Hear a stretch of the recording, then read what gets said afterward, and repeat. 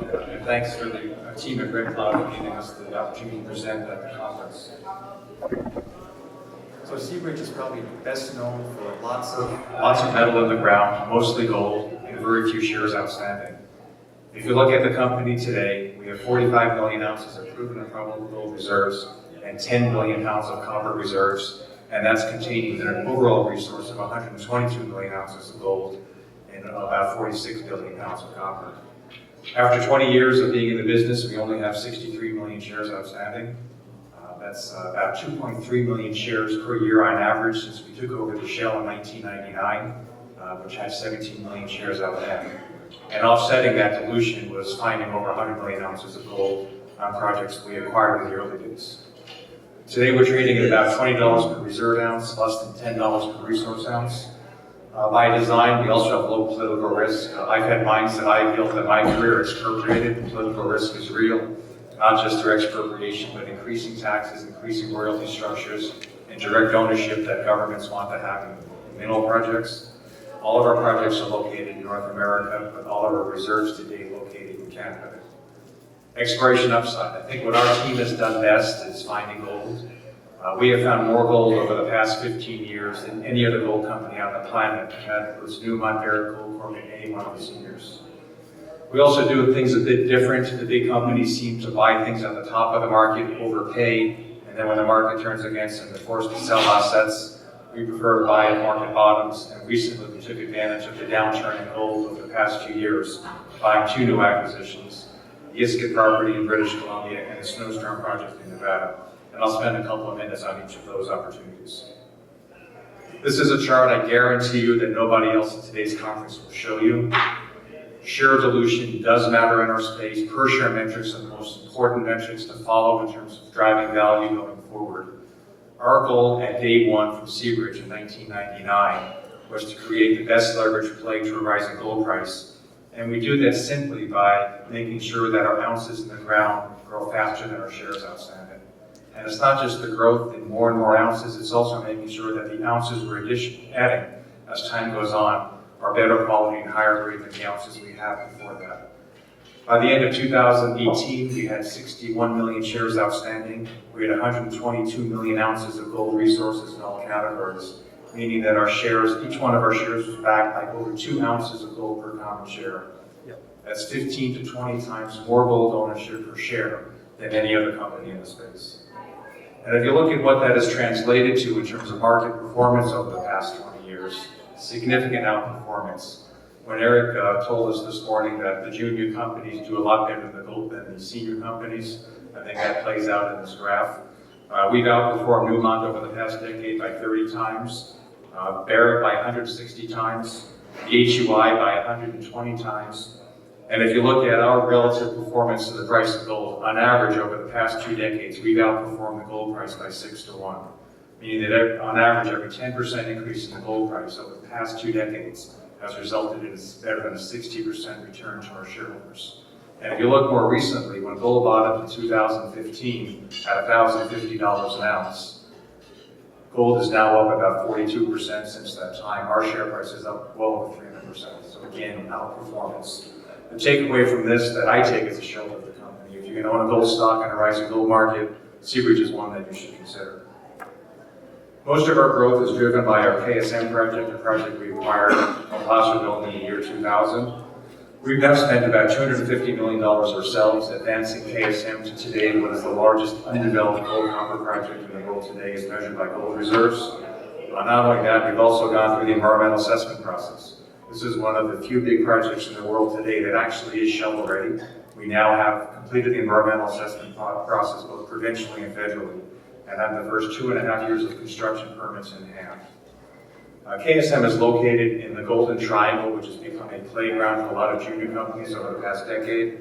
What's interesting from my perspective, though, is now seeing the senior companies finally recognizing the opportunities here and coming into the space, as evidenced by Newcrest coming in and buying a 70% interest in Red Chris just earlier this year, paying $800 million in cash to buy 70% of that project, and also Newmont coming in and buying 50% of Galore Creek from Nova Gold and paying $275 million for that acquisition.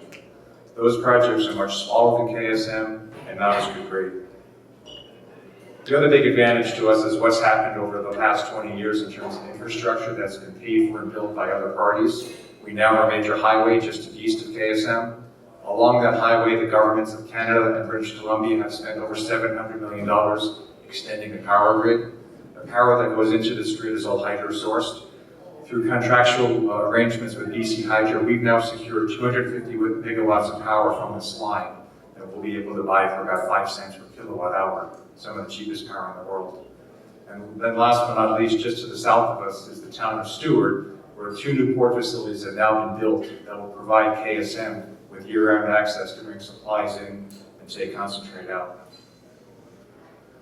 We finished our first pre-feasibility study in 2012 that was used as the basis to apply for our environmental approvals. We did receive those approvals in late 2014, and in 2016 we updated the pre-fees to show the changing project in terms of metal price changes, exchange rate changes, and also commitments we made during the environmental assessment process.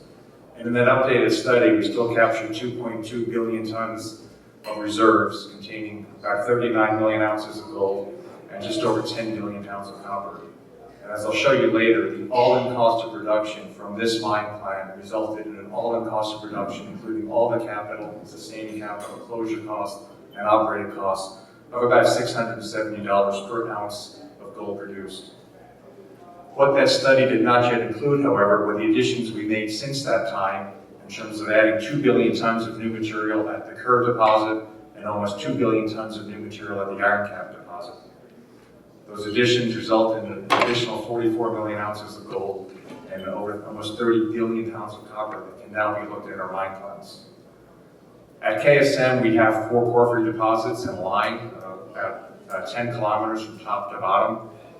And within each of those deposits, we have high-grade core zones that can be looked at. Overall now, we have a total resource with all 4 deposits, which are either pit-constrained or block cave-constrained, of about 7.5 billion tons, containing 106 million ounces of gold and 46 billion pounds of copper. We're permitted for about 2.4 billion tons of tailings capacity. So right now, what we're doing is focusing on what are the best 2.4 billion tons that we can take into the mine plan to drive economics. We did an updated study as part of the 2016 pre-fees that basically converted Kerr from a small open pit to a large block cave. That in itself reduced the waste rock that had to be mined from 3 billion tons down to 600 million tons, or reducing about 2.4 billion tons of waste rock. But more importantly, it significantly improved the project's economics and metal that's captured. In the new mine plan that has 2.4 billion tons captured, we're still capturing about 40 million ounces of gold in all categories, but instead of 10 billion pounds of copper, we're now pushing 17 billion pounds of copper. This would be the biggest mine ever built in Canada. The current mine design has it operating at 170,000 tons a day.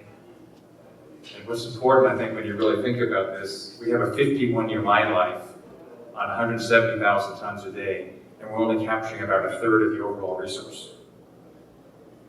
If you look at the improvement in the economics as a result of Kerr, we see a significant improvement in important metrics. Net cash flow increased by over $11 billion. Internal rate of return went up slightly. The net present value went up by over $3 billion. And the total cost of production dropped from $670 in our pre-feasibility mine plan to about $360 per ounce, which obviously is a result of more copper being produced as a byproduct credit. And as good as that is right now, we're doing one further iteration. Over the past 2 years, we've added over 20 million ounces of gold and over 10 billion pounds of copper at Iron Cap. About 2 billion tons of new resources to consider. And within the overall resource, though, there's a high-grade component that we can focus on within the mine plan. And if you look at higher grade cutoff grades, which is basically just shrinking the size of the cave to the best portion of the caves, we now can capture somewhere between 600 million to 800 million tons of additional material at about 0.7 or better gold and about 0.4% copper. That's about 33% higher grade than our most recent mine plan, which will result in further positive improvements of the project's economics. We expect to have that updated study done probably early in 2020. We're not a single asset company. We have 3 other assets that we consider core asset. The most advanced of which is Courageous Lake, an asset we acquired from Newmont and Total in 2002. We finished a pre-feasibility study on this project in 2012 that showed, at that point in time, a fairly marginal project, capturing about 6.5 million ounces of gold in an open pit reserve at about 2.2 grams per ton. But if you look at the changing economics, just as a result of the weaker Canadian dollar relative to where it was in 2012, the project improves dramatically on its own. Other opportunities we see at Courageous Lake that we're now focusing on is within this large resource, is there a smaller, higher grade project that will result in better economics, as well as looking at opportunities along the Greenstone Belt. Our 6.5 million ounces of reserves sit on only 2 kilometers of the 52-kilometer Greenstone Belt, and we have now found 3 new zones that appear to have higher grades than what our reserves are. The recent opportunities we took advantage of in the acquisition space was buying a company called Snip Gold that gives us 100% of the Iskut property, which is located only about 30 kilometers from KSM. It's another large porphyry district. We believe that Iskut has the same potential that we saw at KSM when we bought that in the year 2000. This year we did a bunch of geophysics, following up on some drilling we've done previously, and we've identified now a new large porphyry zone that will start drill testing in 2020. I think the acquisition that we're most excited about right now, though, is what we acquired in Nevada. We purchased a large land package from Paulson and Company for common shares. This land package sits on the intersection of the Getchell Trend and Carlin Trend and the Nevada River Trend. One of our directors is a gentleman named Eliseo Gonzalez-Uribe, who ran global exploration for Placer Dome in the 1980s and 1990s. And you may recall, for those of us with gray hair in the room, back then, in the 1990s, Placer Dome bought a company called Getchell Gold. They paid $1 billion to buy a company that had 1 billion ounces of reserves. They paid $1,000 an ounce in the ground when the gold price was about $400 an ounce at the time. They did that because of the opportunities they saw at Getchell, which have now resulted in over 20 million ounces of discoveries over the past 2 decades. We see the same opportunities at Snowstorm, at Eliseo, Getchell. He's part of our evaluation team, and we're now drilling this project. Our initial target is to find a turquoise rich Getchell deposit. So we should all ask, as we invest in junior companies, what will drive value going forward? Obviously for us, it's the gold price. We've continued to outperform other gold equities in the rising gold market. If gold is going higher, Seabridge shares will go higher. Exploration success. As I mentioned, we have found more gold as an organization than any other company on the planet, adding over 100 million ounces to our exploration programs over the past decade plus. We now have 2 new projects to replicate this on. We know that the most important thing that we can do, however, is bringing in a joint venture partner to develop KSM. We recognize very early on that this project is beyond our capabilities. Small companies should not try to build $5 billion projects. Leave that to the hands of the big companies that are equipped to do that with their technical teams and the ability to raise money. We have negotiations and dialogue going on now for several years with many of the major mining companies. We have turned down a number of proposals in the past few years. Our view is we only get to do this once, and it's got to be with the right partner on the right terms. Our goal in the joint venture is to hold on to a meaningful interest in the project while minimizing our capital contribution. And why is that important? Well, if we can hang on to 30% of KSM in a joint venture, which is our minimum threshold, the first 10 years of my life at KSM will generate about $1.5 billion of cash flow per year at today's metal prices. So 30% of $1.5 billion is a big number compared to our market cap today of about $900 million US. So last slide, we are dual listed, trade most of our activities on the New York Stock Exchange. We are part of a number of indices there, including the GDXJ. And just last week, we were added to the TSX Composite Index, which is a big, obviously, recognition of what we've accomplished over the past 20 years. We have a strong balance sheet with $30 million in working capital. We have no debt. And I think another differentiation between our company and other juniors is the skin that insiders have in the game. Insiders own about 40% of the outstanding shares of this company, which is very high compared to industry norms. And finally, good investors also in other financial institutions, and also having Royal Gold as a strategic investor in the company. Derek, that runs out of my time. Thank you very much, Rudy. We actually have time for one or two questions if there are any from the audience. There we go. I understand that to get the material out of KSM, you're going to have to tunnel through a mountain, and that's not on your property, it's on the Tree Creek property. Could you speak to that, please? Happy to do so. I call that fake news. We actually already have a license of occupation granted by the government to go through that tunnel, to go through their ground. They don't own the ground, they own the mineral rights. And in our license of occupation, we actually are told what we need to do in terms of anything we find within that tunnel has to be set aside for them if they want it. But they can't stop us. We already have the right of way granted to us for that tunnel through their ground. If you actually want to see the license of occupation and the agreements we have, you can go to the KSM website and take a look at that. But it's very clear that we don't need anything else to start the tunnel construction and the right of way through it. The tunnels? It's probably about $500 million of the $5 billion of capital.